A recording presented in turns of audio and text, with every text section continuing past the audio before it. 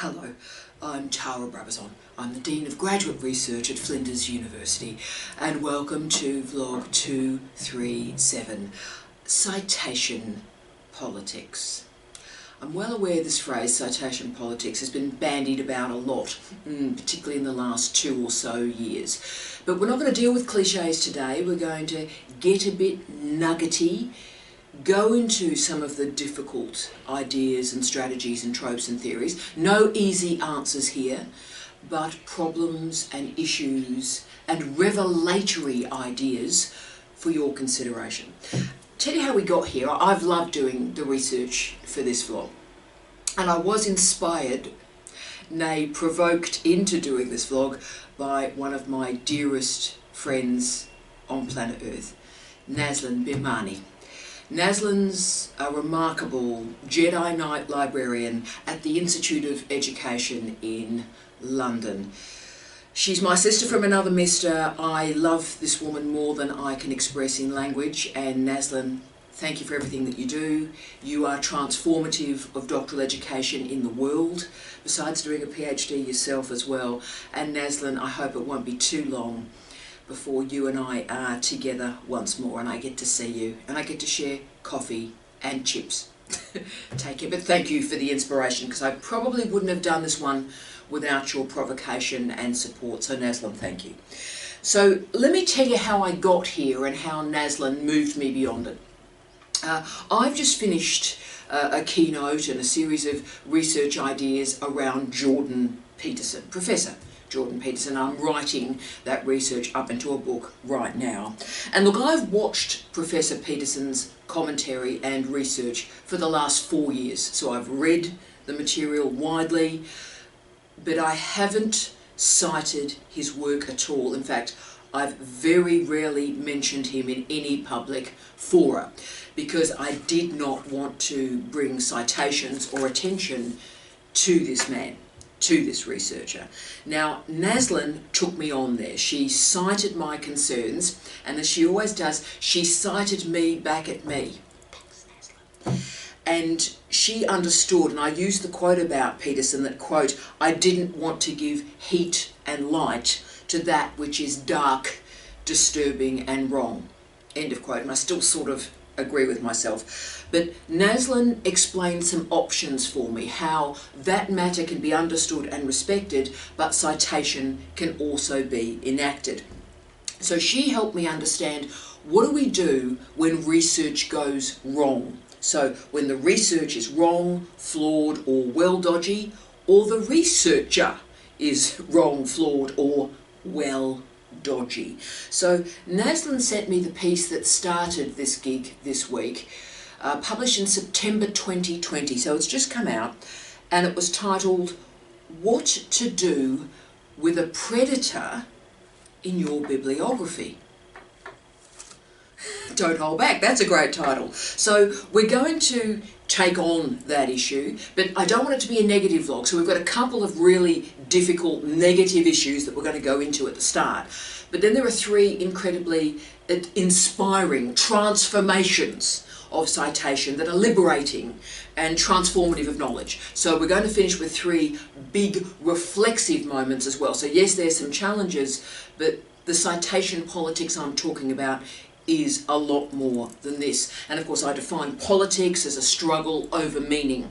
So what we're going to be exploring today is that struggle over citation, what happens in that often banal space of a bibliography, and how we can create meaning and light and hope from something that's often quite dark and disturbing and wrong. So let's start with a couple of the really worrying areas of our references, of our bibliography, of our research. And by the way, there's no clear answer to anything that I'm talking about today. All these 5 issues are in flux. They are liminal, so I'm raising them for your consideration. If you disagree with me on all 5, that's tremendous. But all I'm summoning today is all of us, instead of just going through and doing citation and endnote and so forth, that we pause before we cite, we pause after we cite, and we think about the meaning of citation. Let's do it. So number 1, and this one is the negative one, so let's get into it right at the start. Fraudulent research that is highly cited. Yes, we're going straight into Andrew Wakefield. Now, some of you may only just sort of remember that name. If I attach that name to two other words, vaccine and autism, you might remember the case. So in 1998, Andrew Wakefield published an article in, you've guessed it, The Lancet, that claimed a link between vaccines and autism. So it's 1998. Now, this paper has been retracted, but it remains one of, very close to nearly the most, but one of the most highly cited retracted articles in the history of academia.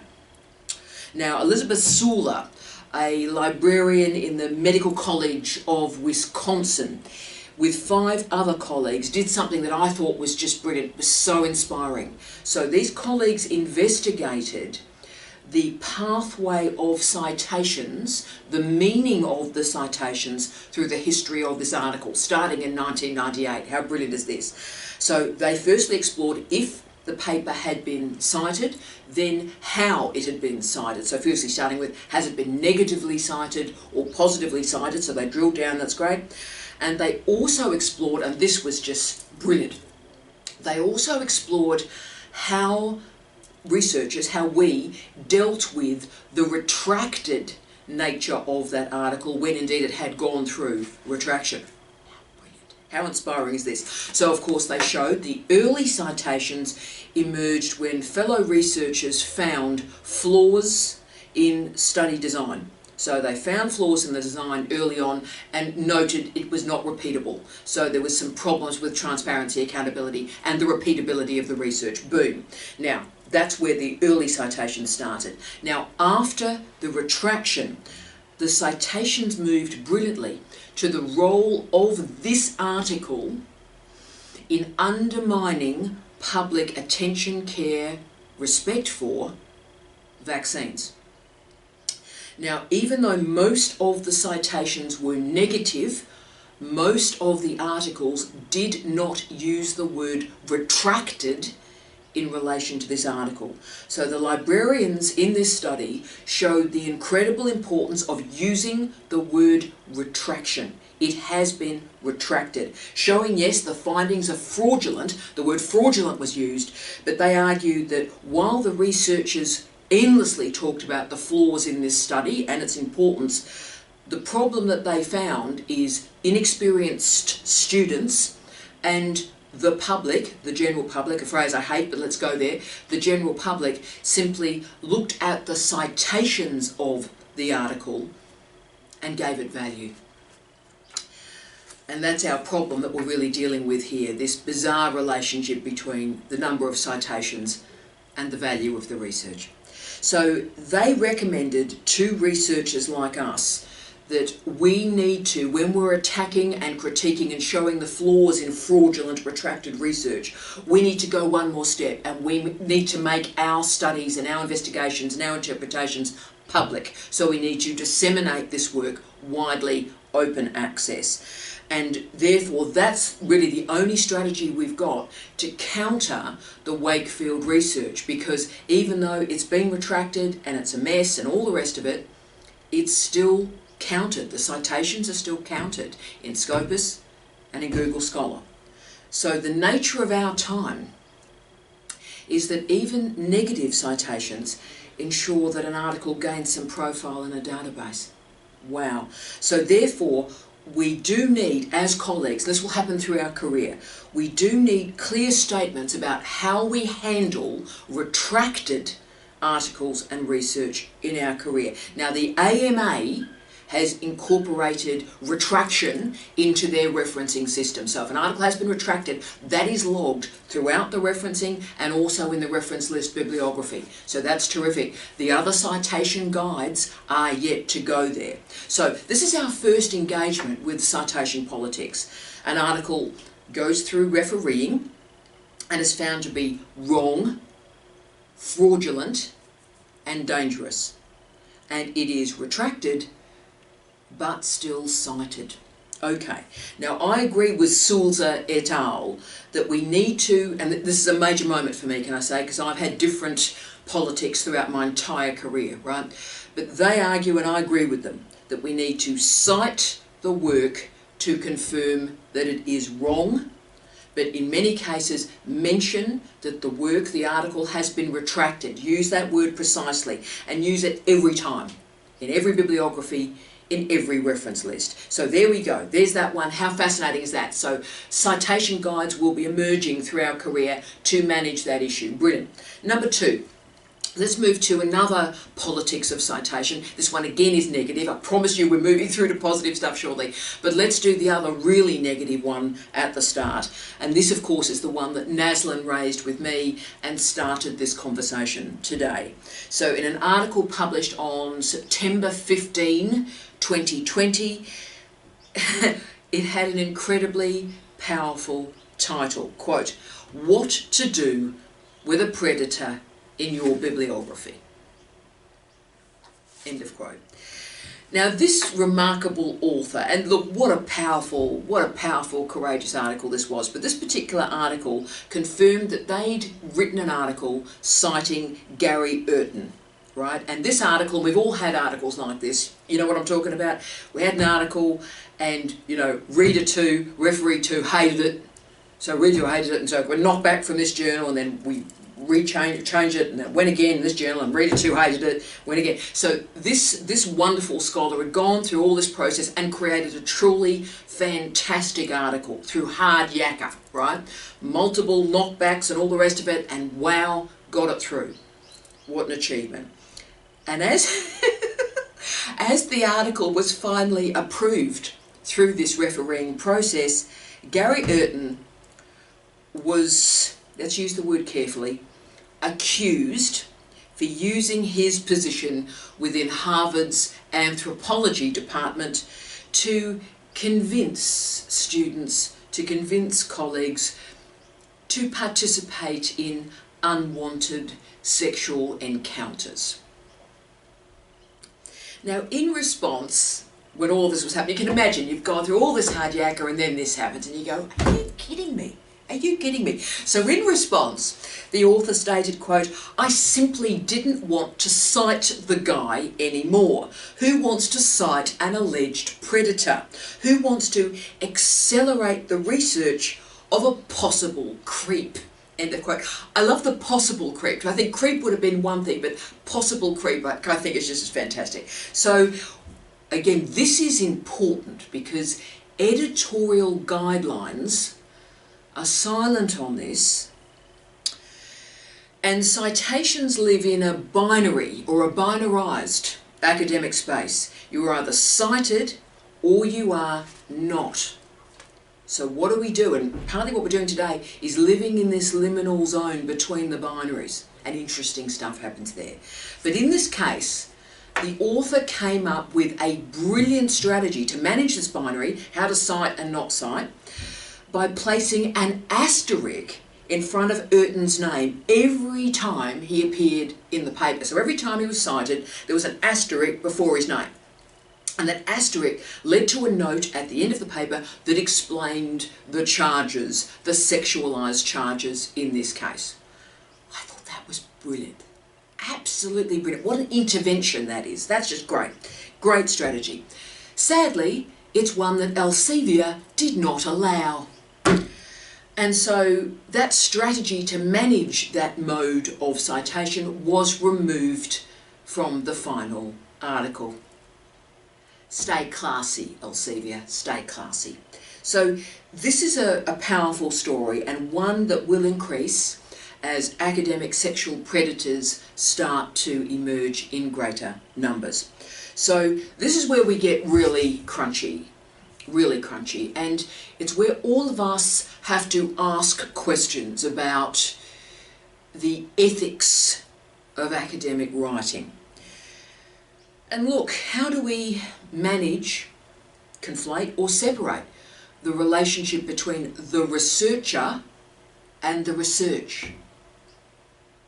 Heidegger and Nazism. Anyone? Anyone? Anyone? How do we manage personal disgust when we're engaging with a researcher? Not the research, the researcher. This is big. Now, at this point, we're not really helped by editorial guidelines. We're not really helped by disciplinary, ethical practices. Research integrity has got to be used in many different ways to manage this, and we require journal guidelines that are not in place at this point. So this will be an issue throughout your academic career, throughout my academic career. Let's keep talking about it. So they're the negative ones. Now let's go to empowering new and interesting spaces. And obviously we'll go firstly to the citation of trans researchers. Powerful, important, wonderful, extraordinary area and field. So how do we cite scholars that have had sex-affirming procedures through their life, and through those procedures and processes change their name? Right. So how do we respect trans researchers who have used different names through their academic career?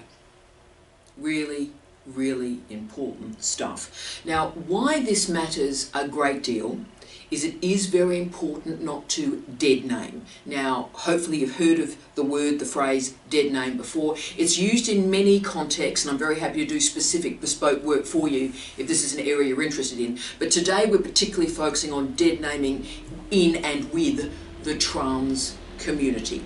So a dead name in this circumstance is one that is assigned at birth, but during a gender transition is no longer in use. Okay. Now this has been a major issue that I've spent a lot of time working with this week in terms of your perspective, our wonderful PhD students. So I've spent a lot of time in the library, Flinders University Library this week, and I've used what are my 15 most cited trans authors. So I've gone to library shelves, as you would, and simply gone, oh, that's an interesting area. You go to the number, you pull that out. Now, how would you know when you're pulling out that book, maybe published in 1998, or you're downloading that article from Springer or Elsevier from 2002? And how do you know that that's a dead name? And what do you do with it? This is fascinating, isn't it? This is important. So let's go here. The answer to this question is it's going to change the entirety of how we conduct research and how we construct a bibliography, and I think that's powerful. So whenever we're doing any research of any kind, every time, it's important to then look at the recent work of that researcher and then model how you cite that scholar by how they cite themselves.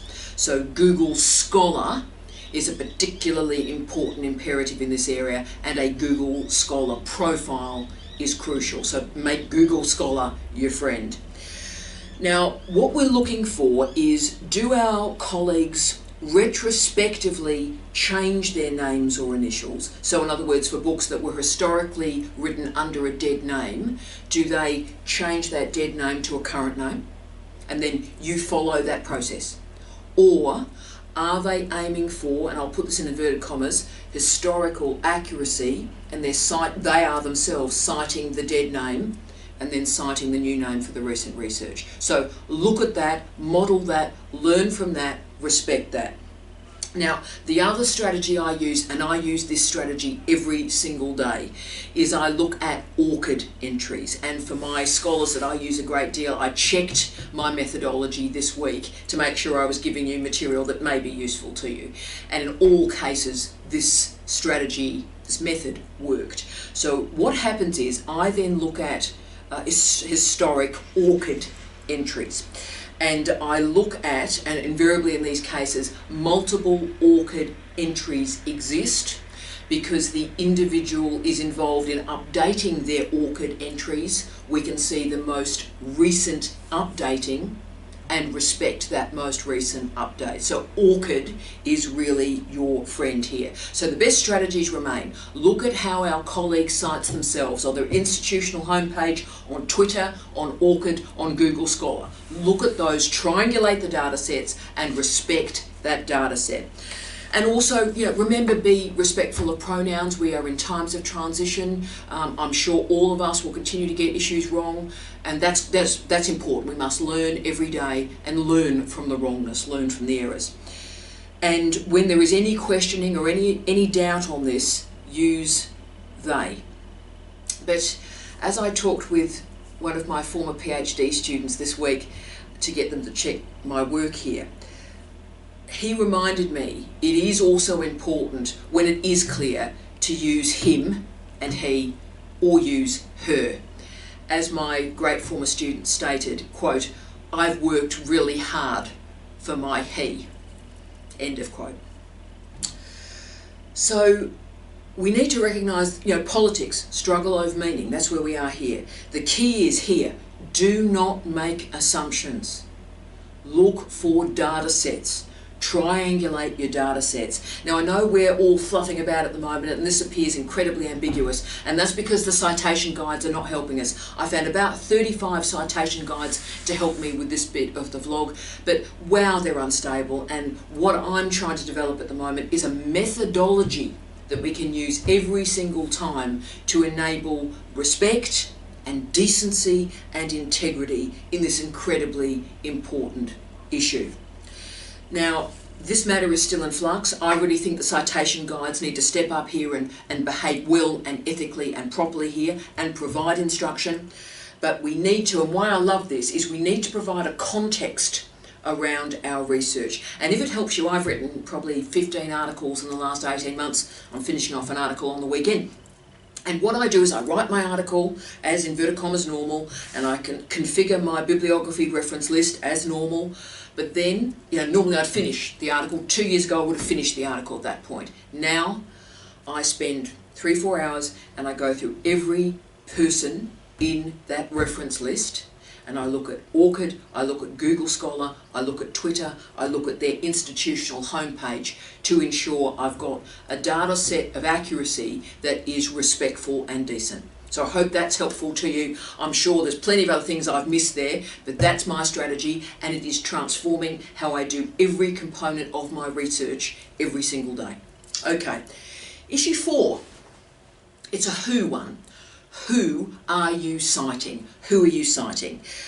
There is a power to citations. And citations, and this is where I suppose I came into this story. I am passionate about citations because they confirm respect for those who preceded us. And that's what academic life is about. It's about intellectual generosity.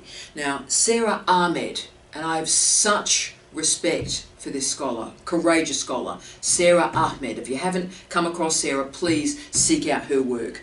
So Sarah's been making strong interventions in our understanding of citations since 2013.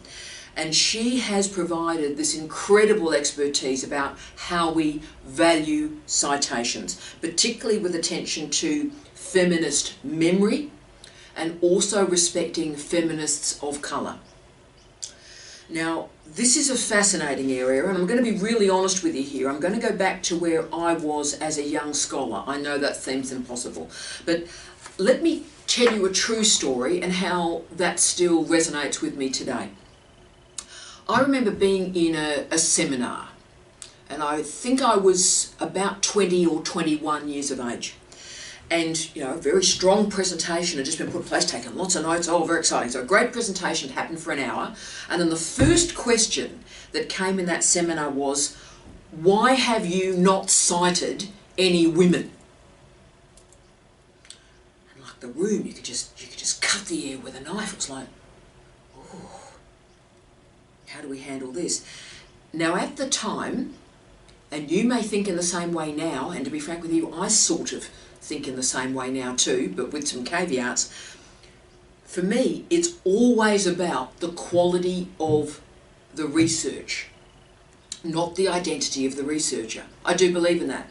I read the work. I respect the work. The work's not there, it's not cited, right? So that's where I got a little bit confused. Like, being a woman doesn't matter too much, it's about the quality of the research. So I still get that, and if that's your argument, I get it too. But let me give you an alternative pathway through that debate that has changed my life and how I think about citation. So if your citations, if my citations, when you look at the list, are all white men from Australia, Aotearoa New Zealand, Canada, the United States and the European nations, so if that is your list, then we have to then take a breath and recognise that we've just ignored over half of the world's population. And can I say well over half of the world's population? Okay, so what that means is we have not been expansive in our research. We don't know what we don't know because we don't know what we've missed. That changed my life. And let me tell you a story and how that impacted on me. So when I wrote The University of Google, which will be my most famous book, doesn't matter what else I do, like, you know, Tara Brabazon died, comma, author of The University of Google.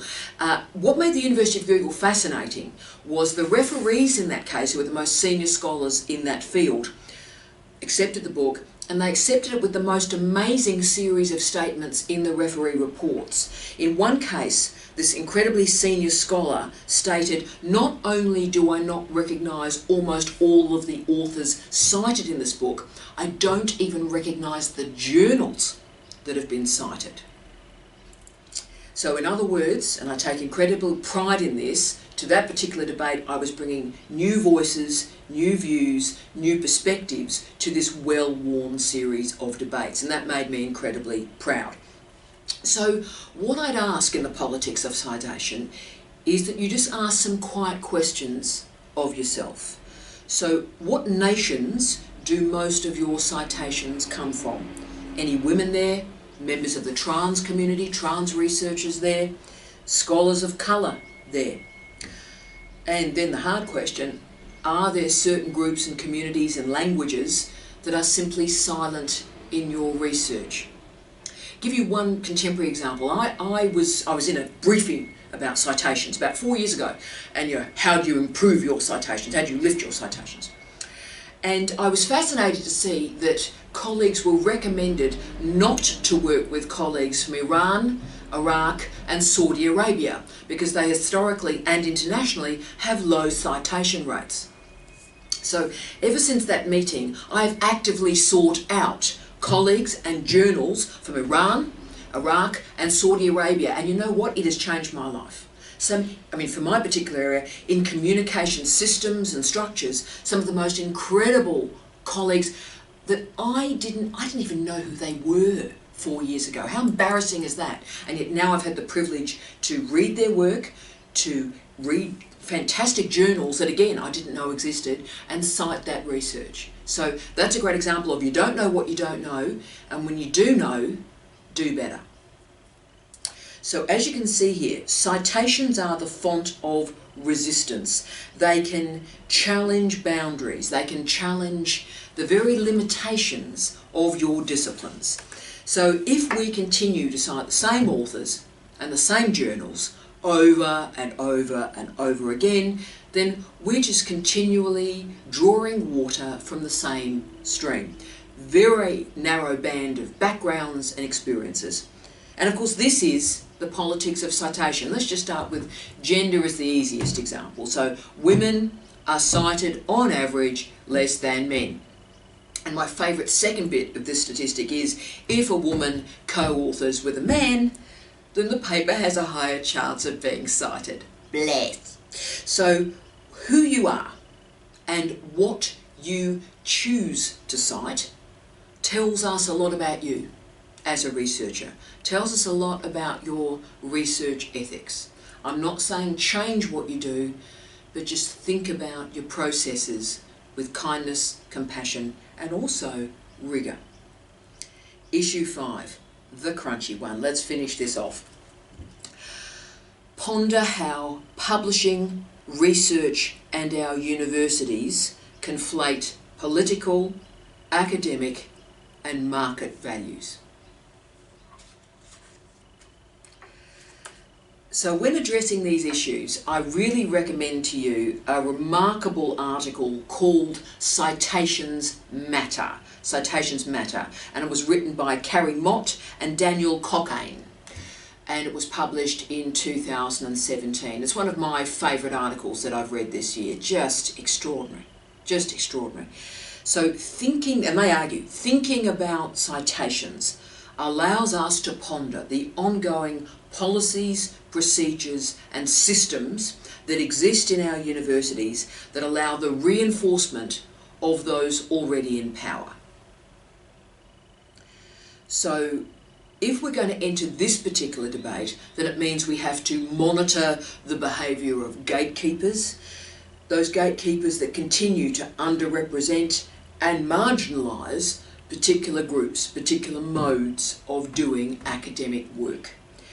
One way to address these gatekeepers is to think about every day the politics of citation. Think about, and I'll use the phrase, citation cartels. Informal agreements between authors, or indeed informal agreements between labs, to cite each other's work. Now, Mott and Cockayne expressed, quote, "Our shared feeling of discomfort, frustration and anger at the conduct of our certain fellow scholars within academic conferences, in publication processes and in the context of departmental politics," end of quote. Wow. There are many reasons why this article is so impressive. The first one is these are early career researchers just out of PhD programs, untenured, no security. Courage. This is courage. So how can we therefore, how far can we go in our management and negotiation of these citation politics? Now, the problem we've got right now in Australia and beyond, particularly though in Australia, can I say, citation is treated as a relatively straightforward performance metric. How often have you been cited? Thanks. But remember that there are incredible limitations to how journal citations are captured and aggregated. Just as a most basic example, look at the difference in citation algorithms between Scopus and Google Scholar. For most of my disciplines, which let's be honest is about half of the university, Scopus is pretty close to useless, with the greatest respect to Scopus. Why? Because Scopus rarely includes scholarly monographs. So I have this funny, and I laugh, I always use this as the great example. People go, oh, Scopus, Scopus. And I say, right, well, with the greatest respect, I have 19 books, and I don't think any of them are in Scopus, and that's fine. But what I find so funny is the people who have done book reviews of my books, they're in Scopus, but the person that actually wrote the single authored scholarly monograph, wrote the book that the review's based on, is not in Scopus, but is in Google Scholar. So that's the politics of citation. Whenever anyone talks about Scopus, discuss the disciplinary limitations of it and the value of Google Scholar. Google Scholar's got a huge number of problems too, but at least it includes books and book chapters. Okay, so this has been a really fascinating vlog for me. I haven't had one like this in hundreds, really, in ages. And it is unsettling for me, it is provocative, but wow, I've enjoyed it. And look, I want you to disagree with just about everything I've said here. That's absolutely great. But all I'm asking is all of us, before we do this sort of like, cite, we just have a breath and we have a ponder and we think about how and why we are citing. Now, what I've talked about today is actually the inverse of cancel culture or no platform culture. It's the reverse of that. It's an affirmation of academic freedom. It's an affirmation of academic expertise. But it's going one step further. It's going, all right, freedom of expression, you go do that, that's great. But you are also responsible and accountable for that academic freedom. Thank you, Nasla. It's also a recognition of the profound limitations of commercial academic publishers and aggregators, and indeed the consequences of disciplinary gatekeepers and editors. So as you can see, citation politics is just simply about consciousness, reflection. Who are we reading? Who are we citing? Why? Are there blind spots? Are there groups? Are there nations that we've never even considered seeking out journals and articles? Now, there are many reasons why we cite. We try and show an expertise in our discipline, an awareness of our knowledge system, but we also cite, and this is always my imperative, we cite to serve our readers. We show the repeatability, the accountability of our research, and also what citation is doing is it arches beyond ourselves. So it's hopefully an intellectually generous act. Me. Let me tell you about me. Citation goes, you know what? I'm not that important here. I am just a nut and a screw in wider knowledge systems. I'm very small, and citation shows how magnificent and big knowledge can be. So as you can see, citations matter. It's important to read widely. Include people that we disagree with. Note the retractions. Note the errors. And use those citations to build the cloth of knowledge with honesty, with care, with reflection, but also with an international eye and with a social inclusion imperative.